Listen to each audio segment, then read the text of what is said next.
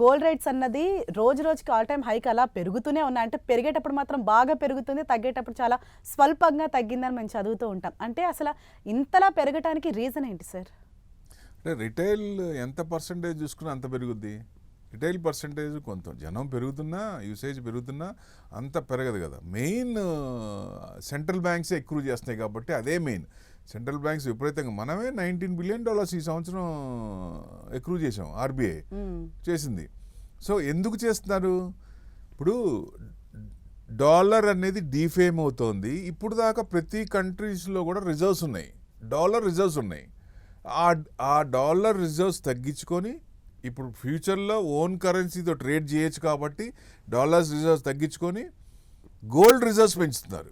Gold reserves ఎందుకు పెంచుతున్నారు? So ఏదైనా ఆపద టైం వచ్చినప్పుడు కోవిడ్లో చూశారు కదా, చాలా కంట్రీస్ కూడా మనం చాలా ఇబ్బంది పడుతుంటే ఇండియా నుంచే సపోర్ట్ చేశాం బాగా. సో అప్పుడు వాళ్ళకి అర్థమైంది వీళ్ళు ఎలా చేస్తున్నారు, ఏ విధంగా చేస్తున్నారు, ప్రాబ్లం వచ్చినప్పుడు ఎలా బయటపడ్డారు. సో ఇవన్నీ చూసుకొని they are starting now.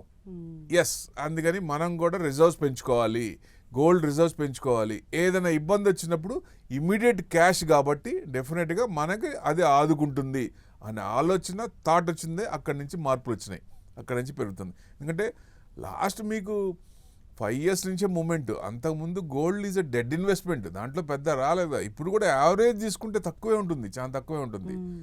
So ఈ సంవత్సరం ఈ 5 ఏళ్లే కదా, ఈ సంవత్సరం 60%, ఈ 4 ఏళ్ళు 5 ఏళ్ళ నుంచే కదా మూమెంట్ ఉంది. అక్కడ అంతకుముందు మూమెంట్ ఎక్కడ ఉంది? ఇప్పుడు మీరు ఇప్పుడు ఫంక్షన్ ఉన్నా ఏదన్నా ఎంత ఉన్నా కొనాల్సిందే. ఇప్పుడు మీరు 2 లక్షలున్నా 3 లక్షలున్నా కొనాల్సిందే కదా. అది ప్రీసియస్. మీ ఆడవాళ్ళు ఫస్ట్ ఫ్యామిలీ వాళ్ళు మొత్తం ఫస్ట్ చూసేది ఏంటి? ఫంక్షన్ ఉన్నా, పెళ్ళున్నా, ఏదన్నా ఫస్ట్ గోల్డ్ చూసిన తర్వాత మిగతాకి అలాట్మెంట్ చేస్తారు కదా.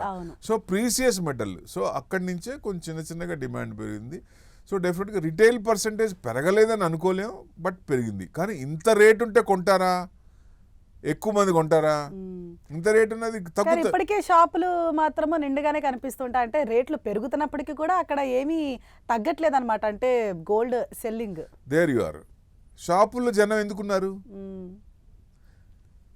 ఇప్పుడు ఆర్నమెంట్స్ కొంటారు. కొన్నప్పుడు మీరు 6 months అవగానే మారుతున్నాయా? అయితే 1 year అయిపోయిన కొత్తగా వస్తున్నాయి కదా. అవును. ఇప్పుడు నెక్స్ట్ ఇయర్ అవగానే మార్చుకోవాలని ఉద్దేశం ఉంటుంది. ఇప్పుడు ఇంత రేట్లో కూడా అంతమంది ఉన్నారు షాపులో అంటే ఎక్స్చేంజ్ల కోసమే పర్సంటేజ్ ఎక్కువ ఉంది. మీకు ఏ షాప్ వాళ్ళని కదిలించినా చెప్తారు. ఫ్రెష్ బయింగ్ తగ్గింది, ఫ్రెష్ బయింగ్ తగ్గింది. అంత రేట్ పెట్టుకుంటారా? ఇప్పుడు middle class, lower middle class అంత గ్రాముకి 14,000 15,000 పెట్టుకుంటామా?